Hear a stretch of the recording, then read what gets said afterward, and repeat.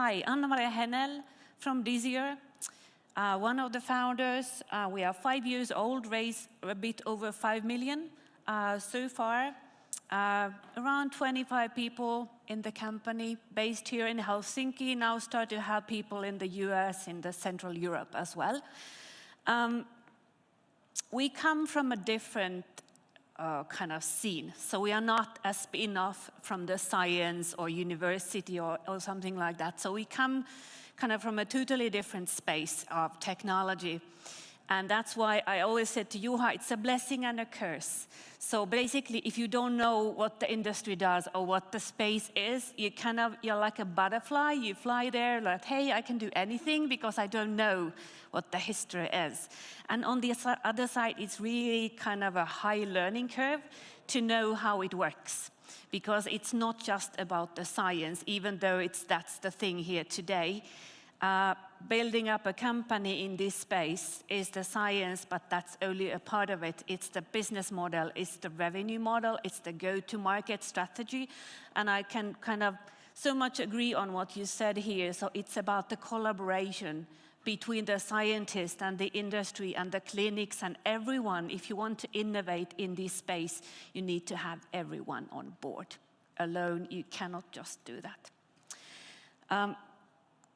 So what we actually do, we work in the patient imaging analysis space, really crowded nowadays.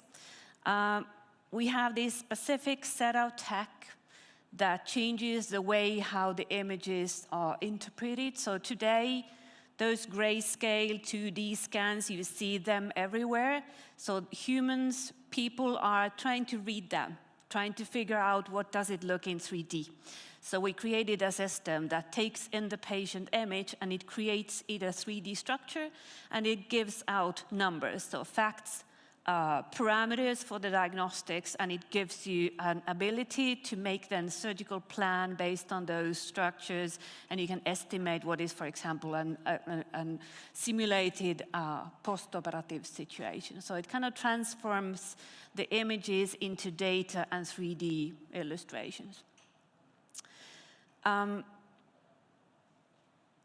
Maybe a couple of notes here. So adoption of new things. So even though we are quite close to what people currently are doing, and kind of we try to make the software as much as we can to kind of replicate what you see today, because in this space, people have been kind of used to, for decades, to look at, for example, images in a certain way, interpret data in a certain way. And if you bring in something new to that space, they are like, what is this? Can I trust on this? Is this reliable? Can I somehow kind of connect the new data into my old one?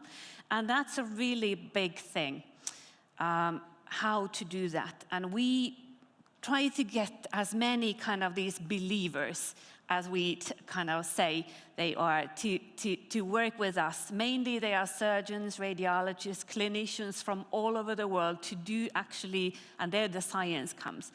The studies, how to validate, is it true, is it valid in the clinical setup?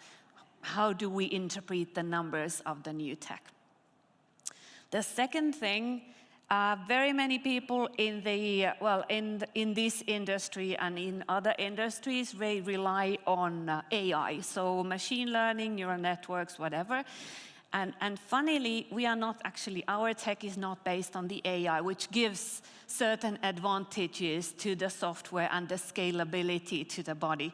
But we somehow need to say that it's AI because people don't believe in the product if it's not done with a certain tech, which is sometimes funny because people then always say that tech is not only the thing, the application is the thing.